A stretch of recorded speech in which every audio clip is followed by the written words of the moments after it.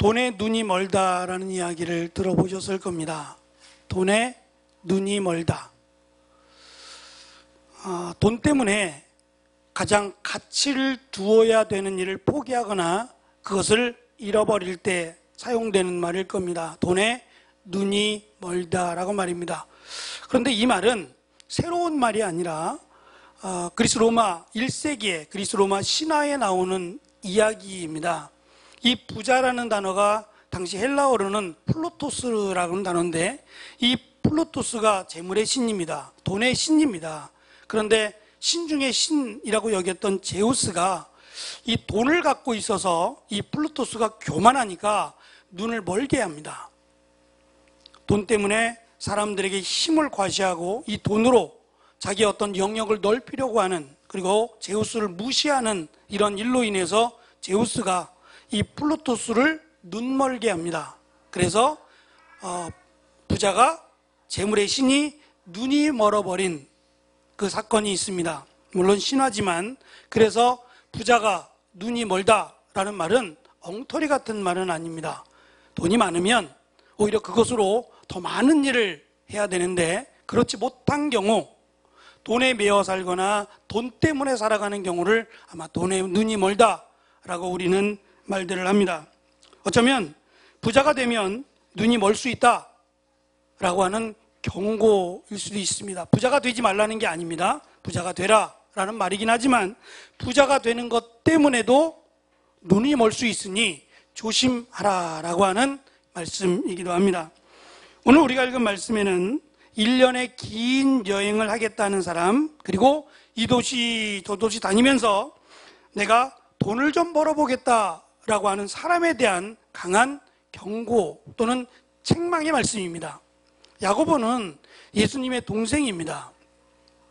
예수님이 사역할 때까지만 해도 예수님을 하나님으로 믿지 못했습니다. 그래서 예수님이 복음을 전할 때, 어느 한 마을에서 복음을 전하실 때 예수님이 귀신의 왕, 그 귀신의 왕인 바알세불이라고 하는 이 귀신의 왕이 힘을 입어서 귀신을 쫓아낸다라고 하는 거짓 소문이 퍼집니다. 이건 유대인들이 일부러 흘린 소문입니다. 예수님을 죽이기 위해서 예수님이 귀신 들렸다라고 하는 소문을 흘렸는데, 이 소문이 집에 있는 가족들에게 들려왔습니다.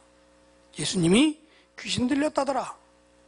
이 소식을 듣고 온 가족이 예수님을 만나러 옵니다. 확인하기 위해서가 아니라 예수님을 데려가기 위해서 말입니다. 집으로 모셔가기 위해서.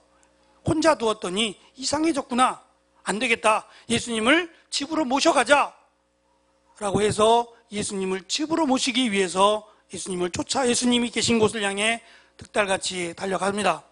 제자가 그 모습을 보고 말씀을 전하고 있는 예수님에게 전합니다. 예수님, 가족이 왔습니다. 예수님을 만나기 위해서 가족들이 지금 저 밖에 와 있습니다 라고 말을 하자, 예수님이 제자를 향해서 이렇게 말씀하십니다. 누가 내 가족이냐? 여기에 모여서 내 말을 듣고 있는 이들이 내 가족이라고 말입니다. 예수님의 말씀을 듣지 않고 예수님 말씀대로 살지 않고 예수님의 말씀을 믿지 못하는 사람은 가족이 될 수 없다. 아무리 혈연관계라고 해도 가족이 될 수 없다라고 말씀합니다.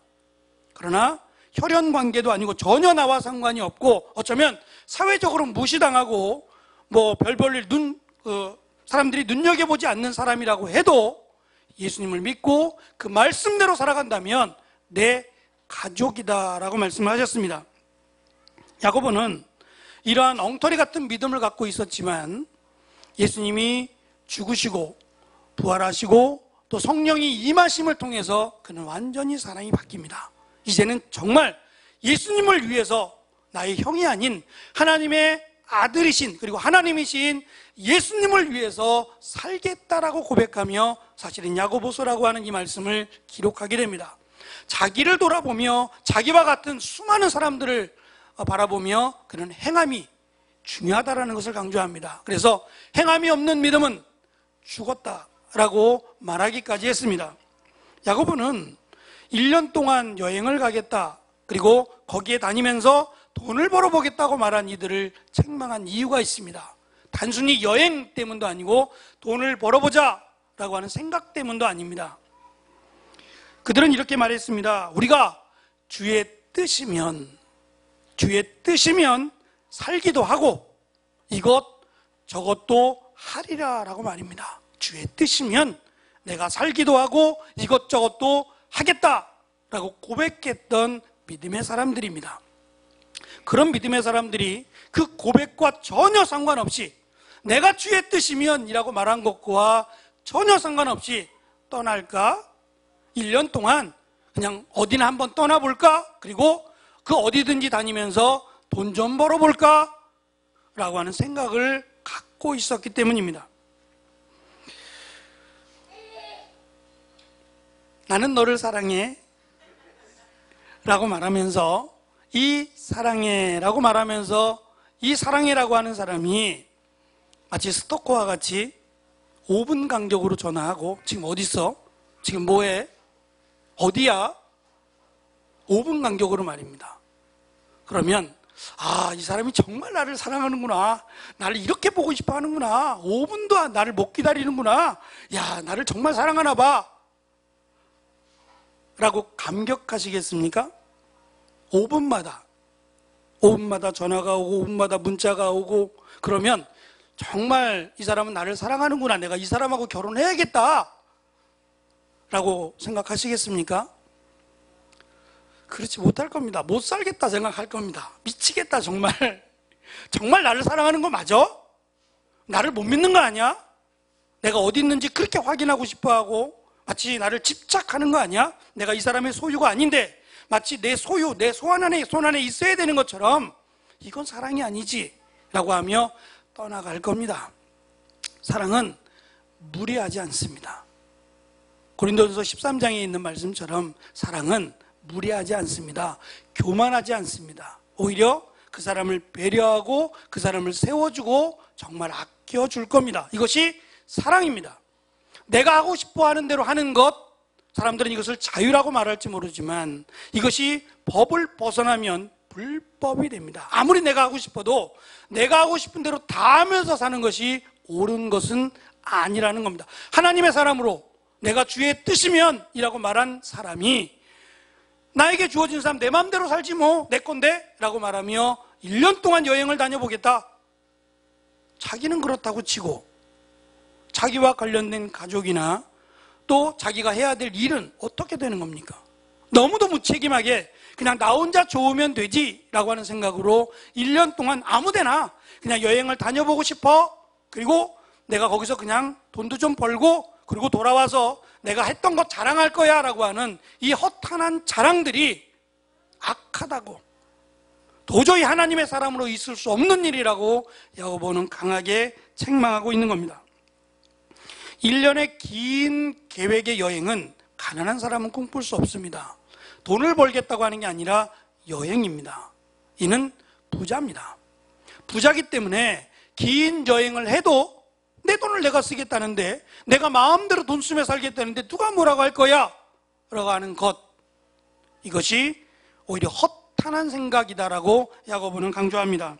허탄하다라는 것은 쓸모없고 아무것도 들을 가치가 없는 것을 허탄하다라고 표현합니다.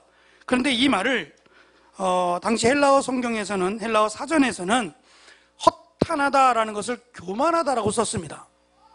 이 자랑은 교만한 자랑입니다. 그런데 이 교만은 성경에서 나만 제일이야, 잘난 체하며 뽐내고 건방진 것, 이것을 성경은 교만이라고 말하지 않습니다. 교만이 패망의 선봉이 되고 교만이 무너짐의 앞잡이가 되는 것은 내가 잘났어 라고 하기 때문이 아니라, 이 교만은 하나님을 인정하지 않다라는 것이 교만입니다. 하나님 필요 없어요. 하나님 없어도 돼요. 내 마음대로 살 수 있고 힘과 능력이 나에게 있습니다 라는 것이 교만이라고 하는 단어의 뜻입니다.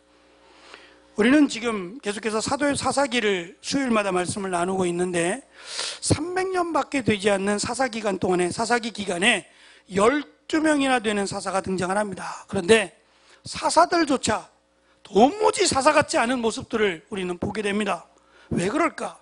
그럼 이 사사기가 도대체 우리에게 무엇을 말씀하려고 할까? 한 가지입니다. 하나님을 기억하랍니다. 너희들이 이렇게 힘들고 원수로부터 핍박을 받고 고난과 기근과 어려움 가운데 있는 이유는 너희의 힘이 부족해서 그런 게 아니다.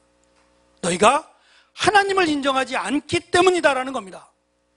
부족하고 연약하고 힘이 없어도 하나님을 의지하라는 겁니다. 그러면 하나님이 전쟁에 능하신 하나님이 너희들을 구원하실 것이다.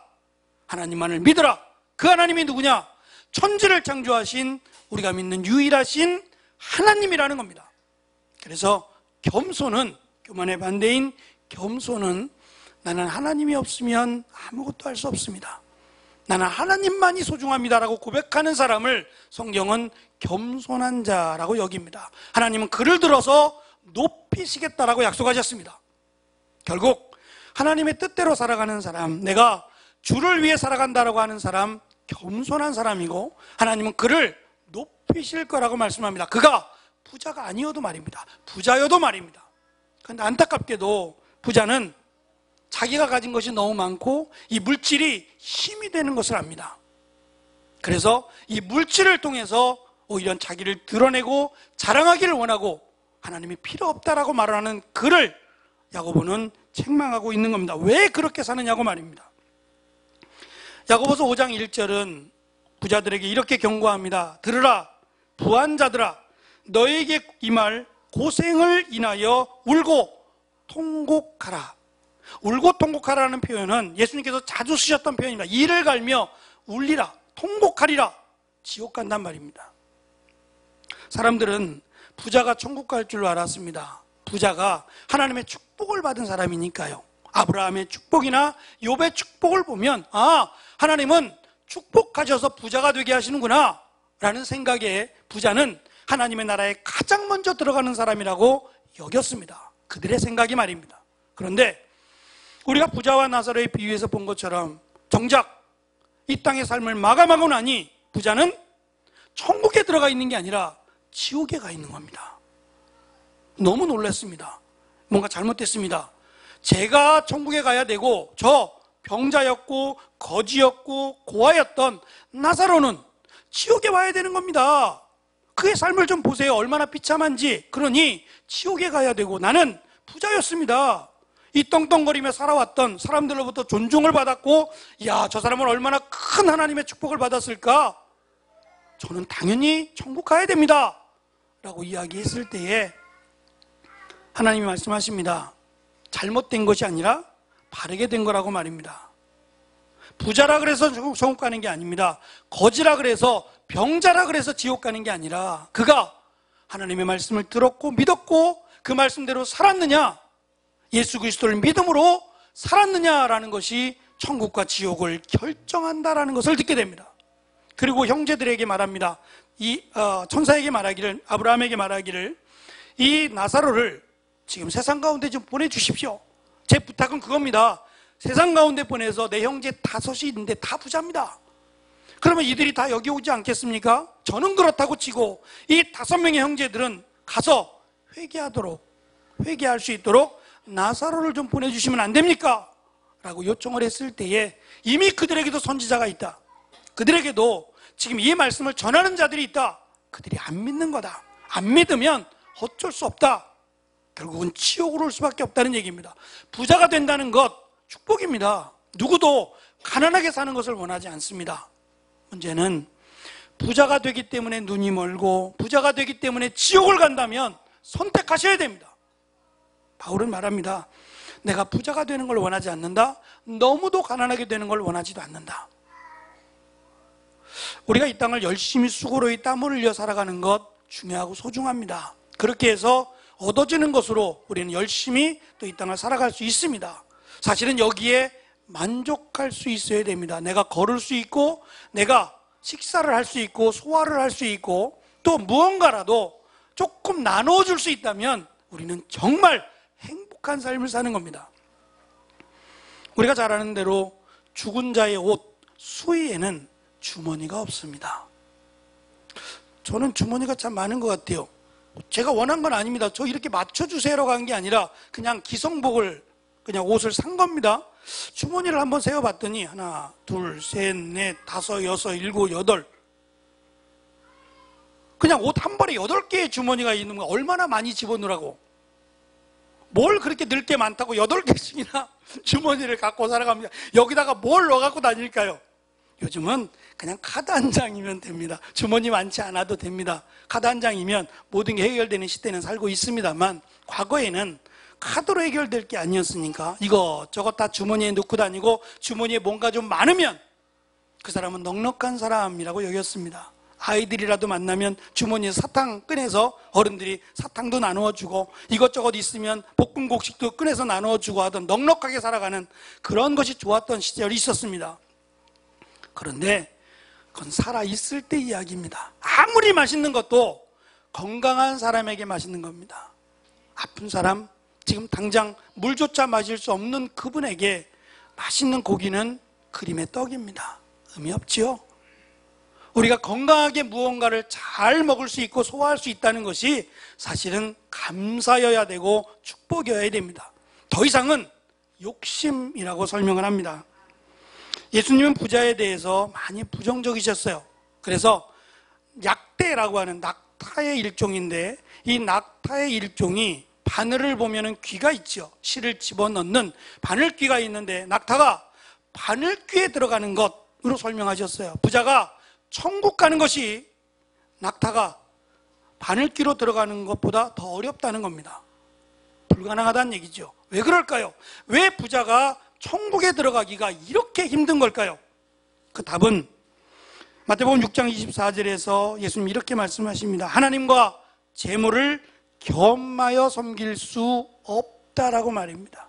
하나님은 우리의 섬김의 대상입니다. 우리 하나님을 믿고 하나님을 하나님으로 인정하고 섬기고 따라야 되는 유일하신 하나님이시요 전능하신 신입니다. 섬김의 대상입니다. 그런데 물질은 섬김의 대상이 아닙니다.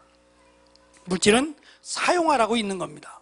쓰지 않고 모으고만 있으면 성경은 좀이나 동록이나 강도가 들끓는다 그럽니다. 그래서 그때는 은행이 없을 때니까, 이때 1세기는 이 강도들 때문에 내가 재물이 있으면 밭에나 산에 으슥한 곳에 나만 아는 비밀의 장소에다가 항아리에 집어넣어서 숨겼다고 합니다. 숨겨놨는데 그 다음날 내가 길을 가다가 낭떠러지에 떨어져 죽어버렸어요. 그럼 이 항아리는 누구 것이 되겠냐는 거예요. 찾는 사람 겁니다. 찾는 사람이 임자입니다. 그러면 이거를 써보지도 못하고 언제 쓸 겁니까? 써보지도 못하고 항아리를 감춰뒀다가 결국은 남 좋은 일만 시키는 거 아니냐? 쓰라고 있는 거라는 거예요. 물질은 열심히 수고롭게 일해서 버는 겁니다. 그리고 쓰는 겁니다. 맛있는 것도 사 드시고, 필요한 곳에 또 조금도 좀 필요하면 하시고, 필요한 곳에 사용하도록 있는 것이 물질이지, 모아놓고 쳐다보고 야 좋으네, 내가 돈이 이렇게 많으니까 좋으네 라고 하며 굴비 쳐다보고 물 말아 밥 먹는 그런 어리석은 일을 하지 말라는 겁니다. 물질은 쓰라고 있는 거지 모으라고 있는 것이 아닙니다. 우리가 언제 이 세상을 떠나갈지 모르지만 이 물질을 통해서 하나님께 영광을 돌리고 하나님을 기쁘시게 하며 주를 위해 살아가는 일에 물질을 사용하라는 겁니다. 그래서 물질을 천국에 쌓아두라는 말씀을 하시죠. 하나님은 물질을 통해서 기억하신다는 겁니다. 우리의 삶을, 내가 이 물질을 어떻게 쓰는지 하나님은 다 아신다라고 말씀합니다. 연휴가 벌써 시작이 되어서 많은 분들이 서울을 빠져나가신 것 같아요.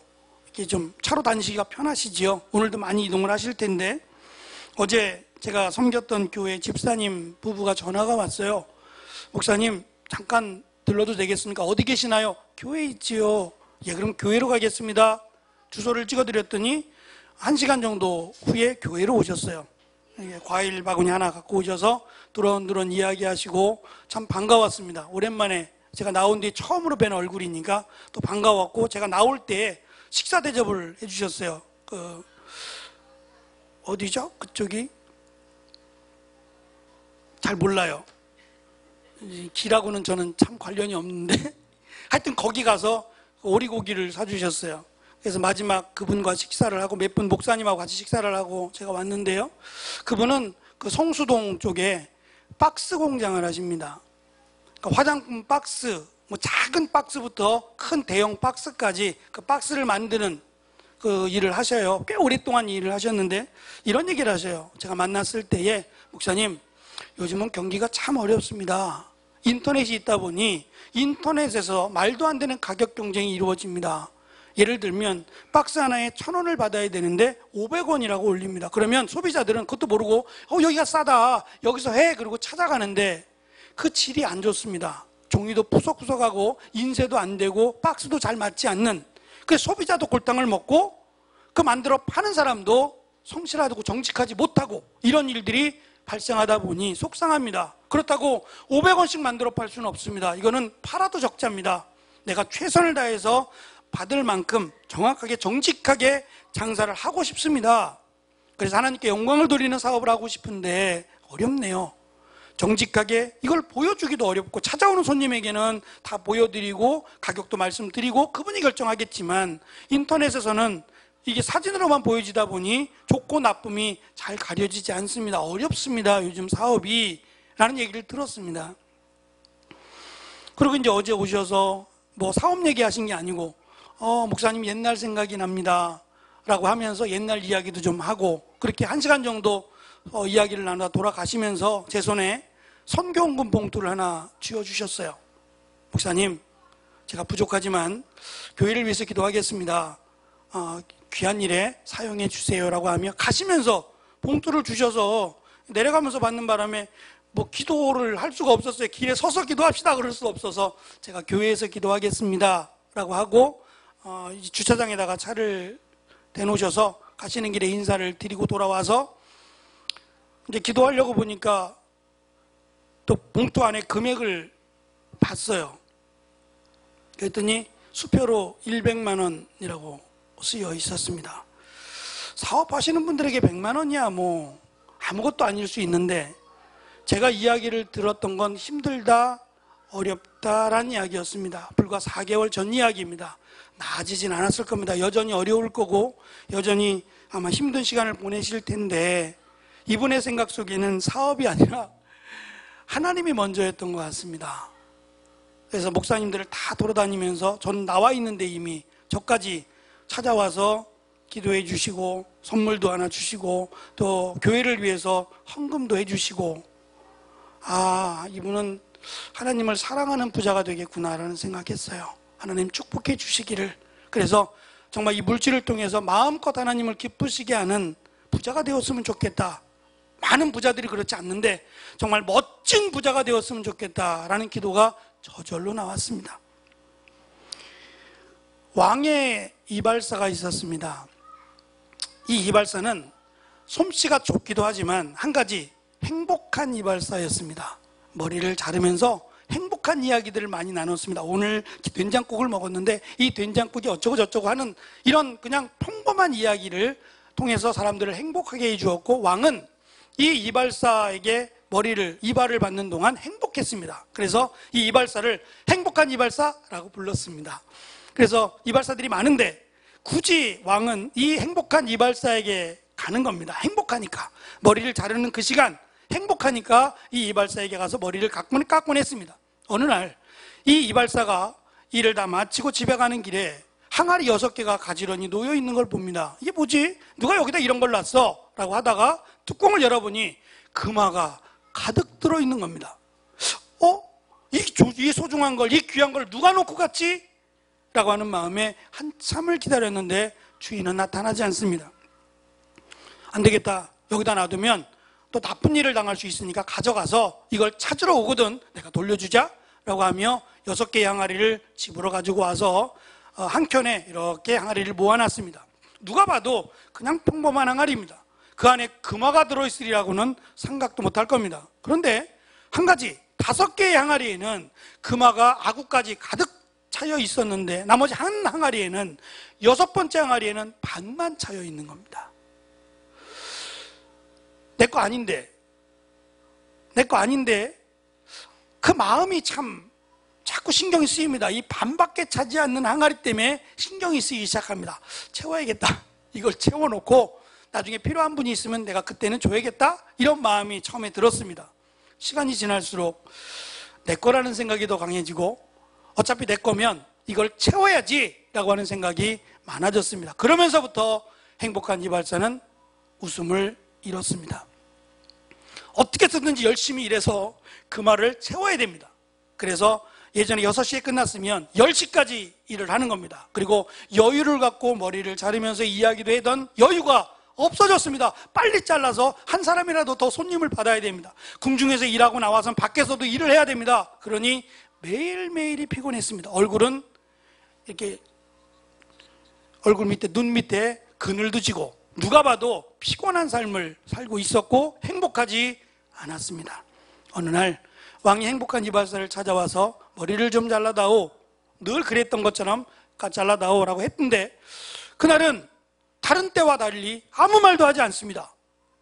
그냥 빨리 왕의 머리를 열심히 성의껏 정성껏 다듬고 있는, 왕이 볼 때 이상합니다. 야, 너 이상해졌어. 넌 행복한 이발사가 아니야.